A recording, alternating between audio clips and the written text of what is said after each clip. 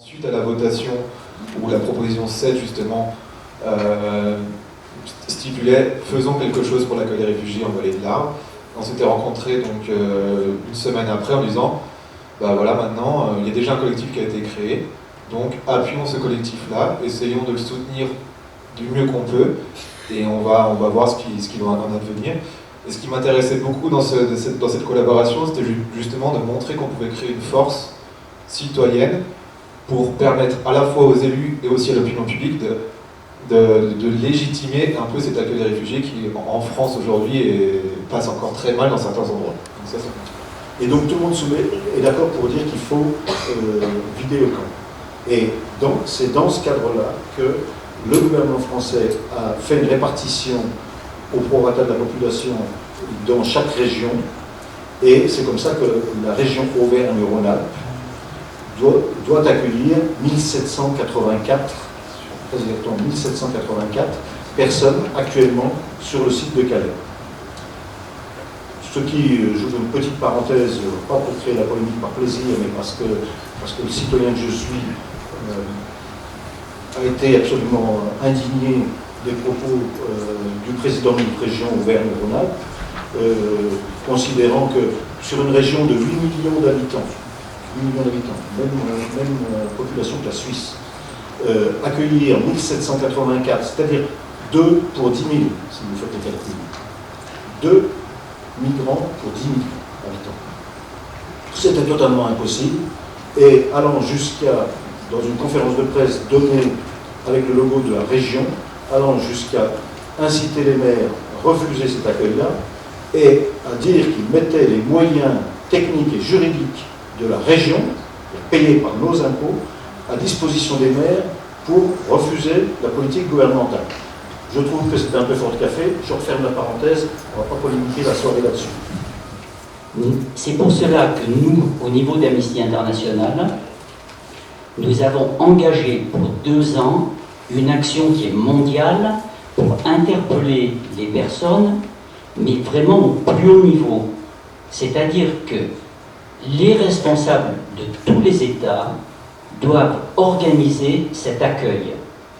On sait très bien en ce moment que les États qui accueillent le plus les réfugiés, ce sont des États qui sont dans des difficultés économiques. Vous avez cité tout à l'heure le Liban. Effectivement, quand on marche dans les rues au Liban, 1 personne sur 3 est réfugiée. Vous avez un autre pays qui accueille beaucoup de réfugiés, c'est le Pakistan. Donc je crois que nous, en tant que militants de terrain, quand on est dans des discussions avec nos élus, nos représentants, il faut resituer ce contexte en disant il y a des textes qui ont été mis en place il y a plusieurs années par des gens très responsables. Ces textes internationaux, il faut les respecter. Le collectif s'est créé il y a 1 an, à l'automne 2015, suite à la grande émotion qu'on a tous ressentie en voyant ces bateaux arriver sur les plages des côtes grecques et turques, et surtout de l'image du cadavre de ce petit garçon sur la côte turque, là, qui nous avait, enfin moi en tout cas ça m'avait vraiment beaucoup ému. Et donc, voilà, quelques amis se sont fédérés, ont créé ce collectif et puis ont essayé de faire un petit peu le point de toutes les disponibilités des uns et des autres au cas où des réfugiés arriveraient dans notre vallée. Voilà. Et on en est où aujourd'hui ça patine un peu parce que les tutelles, préfecture, gouvernement, mairie ne font pas preuve de dynamisme. Enfin, les mairies, c'est pas vrai, puisque à la Maison de la Chimie, il y a 1 an, il y avait 700 maires qui s'étaient portés volontaires pour recevoir des réfugiés. Et Chamonix fait honneur à notre vallée, puisque Éric Fournier a proposé 2 logements, qui, un est en réparation, mais qui seront bientôt disponibles. Voilà. Sur le bas de la vallée, c'est plus difficile. Combloux avait proposé un appartement, mais c'est un peu plus difficile pour...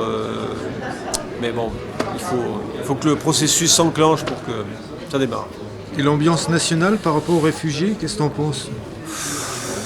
grande tristesse. Je trouve que c'est désolant et je trouve que les politiques prennent trop prétexte de la montée du Front National pour rien faire. Et je trouve qu'ils oublient un peu les grands principes de notre République, on a signé quand même des conventions internationales concernant le droit d'asile, et je crois qu'on doit quand même, même si on ne peut pas accueillir toute la misère du monde, on peut quand même en prendre une part, c'est le minimum qu'on puisse faire. Et cette part, elle n'est pas très importante malgré tout. Elle est ridicule pour l'instant. La France, Hollande, notre président s'était engagé à accueillir 30 000 réfugiés sur 2 ans. Et il a été dit là ce soir qu'il n'y avait eu que 1300 personnes réfugiées accueillies sur ce 1,5 million de réfugiés, qui étaient 1,2 million je crois, 1,2 million personnes sont arrivées en Europe depuis 2 ans et demi. Et qu'est-ce que tu penses de cette soirée à Chamonix alors? Je suis assez heureux parce que sur Salanches, on était, quand on a constitué ce collectif, on était 60-65.